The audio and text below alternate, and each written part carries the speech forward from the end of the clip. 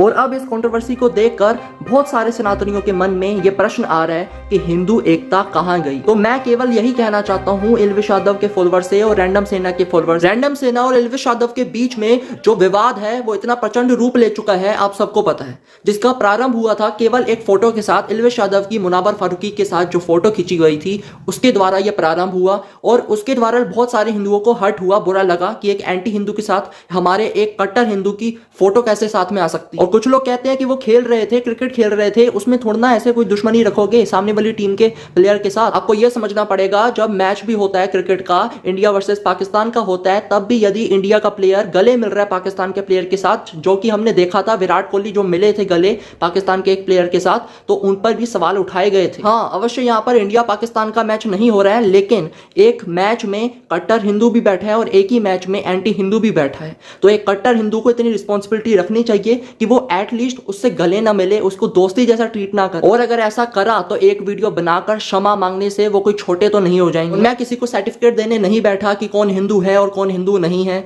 अवश्य सारे ही हिंदू हैं, सभी जो धर्म के लिए जिन्होंने भी थोड़ा सा भी कंट्रीब्यूशन दिया है वो सभी हिंदू हैं, लेकिन गलतियां हुई हैं उसके लिए क्षमा याचना करनी चाहिए। बस मैं यही कहूंगा। रैंडम सेना ने भी कहीं अगर यदि आपत्तिजनक शब्दों का प्रयोग करा तो वो गलत है, उसके लिए उन्हें भी माफी मांगनी चाहिए। और अब इस कंट्रोवर्सी को देखकर बहुत सारे सनातनियों के मन में यह प्रश्न आ रहा है कि हिंदू एकता कहां गई, कहां जा रही है हिंदू एकता। यदि दो लोग, जिसने पहले जो एल्विश यादव है उसने सनातन के लिए बहुत कार्य करा, बहुत चीजें बोली उस समय जब कोई भी यूट्यूबर नहीं बोल रहा था, और एक जगह रैंडम सेना जो अभी भी एक्टिवली अरेस्ट करवा रही है सारे एंटी हिंदूज को, तो दोनों जगह हिंदू ही हैं। आप ये नहीं कह सकते कि वो हिंदू नहीं है और ये हिंदू है। अवश्य कुछ गलतियां, कुछ चूक हुई है और उसकी क्षमा मांगी जा सकती है, लेकिन किसी को एंटी हिंदू बोल देना, हिंदू विरोधी बोल देना, ये मुझे नहीं लगता सही है। जिसका थोड़ा सा भी कंट्रीब्यूशन है वो हिंदू है। और आज ऐसी सिचुएशन हो चुकी है कि हिंदू भी दो भागों में बढ़ चुके हैं। कुछ हिंदू हैं जो एल्विश यादव को सपोर्ट कर रहे हैं और कुछ हिंदू है जो रैंडम सेना को सपोर्ट कर रहे हैं। किसको ज्यादा कर रहे हैं और किसको कम कर रहे हैं ये नहीं बताया जा सकता, क्योंकि अभी ऐसा कोई डेटा निकल के तो नहीं है। बट हाँ, आप कमेंट्स में अवश्य देख सकते हो एल्विश यादव के भी सपोर्टर्स आपको देखने को मिलते हैं और रैंडम सेना के भी सपोर्टर्स आपको देखने को मिलते हैं। तो बिल्कुल स्वाभाविक है आपके मन में भी यही प्रश्न आ रहा होगा कि हिंदू एकता कहां जाएगी। यदि ऐसे हिंदू आपस में ही लड़ते रहेंगे तो सनातन का भविष्य कहां जाएगा, सनातन एकता कहां जाएगी। तो सबसे पहले तो मैं आपको यह बता देना चाहता हूं कि हमारे सनातन धर्म में भिन्नता हमेशा से रही है, सदैव से रही है, लेकिन हमारे सनातन धर्म में यह बड़ी चीज है कि भिन्नता होने पर भी हम एकता की बात कर सकते हैं और करते हैं। सभी भिन्न संप्रदाय के लोग, सभी भिन्न आइडियोलॉजी के लोग आते हैं और कोई भी विषय पर हमारे सनातन धर्म के डिबेट करते हैं। ये स्वतंत्रता है हमारे सनातन धर्म में। तो कहने का ये अर्थ है कि सनातन धर्म के अम्ब्रेला के अंदर बहुत सारी अलग अलग डिफरेंट आइडियोलॉजीज को एग्जिस्ट करती हैं और यही हमारे सनातन धर्म की एक विशेषता है। उसी प्रकार एल्विश यादव हो या रैंडम सेना हो, इनके भी जो सारे फॉलोअर्स हैं, इतने सारे हिंदू साथ में जो जुड़े हुए हैं, उनमें भी अब थोड़ा मतभेद अवश्य आ सकता है कि तुम एल्विश यादव को सपोर्ट करते हो तो तुम अलग हो और हम रैंडम सेना को सपोर्ट करते हैं तो हम अलग हैं।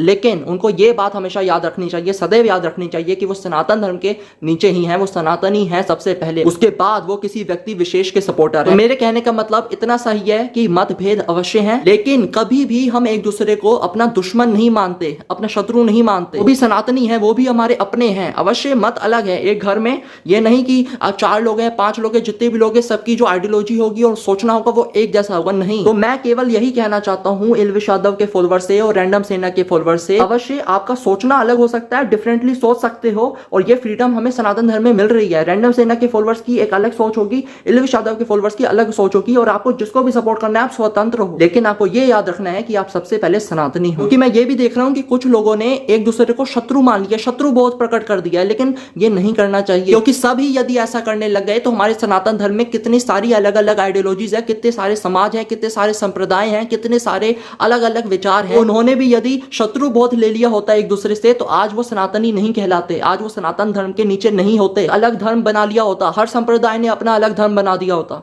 नहीं बनाया, क्योंकि उन्होंने सब सर्वोपरि सनातन धर्म को रखा। एक दूसरे की बात को, मान्यता को सम्मान देना है, लेकिन अपने विचार को, अपनी मान्यता को मानना है। मुझे जिसको सपोर्ट करना है मैं एट द एंड उसी करूंगा, लेकिन ये मेरा दूसरा जो सनातनी भाई है, मेरे घर का ही जो व्यक्ति है, वो यदि किसी और को सपोर्ट कर रहा है, वो भी सनातनी को ही सपोर्ट कर रहा है, तो इसमें कुछ भी गलत नहीं है। मेरे को उससे शत्रुता नहीं लेनी है, बस ये बात का आप ध्यान रखिए। बाकी ये सारी भिन्नता सदैव से सनातन धर्म में है, लेकिन हम फिर भी कोएग्जिस्ट करते हैं क्योंकि सर्वोपरि सनातन धर्म है। बस आपसे यही कहना था इस वीडियो के माध्यम से। वीडियो अच्छी लगी हो तो प्लीज शेयर करिएगा हर एल्विश यादव के सपोर्टर से, हर रैंडम सेना के सपोर्टर से। मिलते हैं अगली वीडियो में। जय श्री राम, राधे राधे, हर हर महादेव।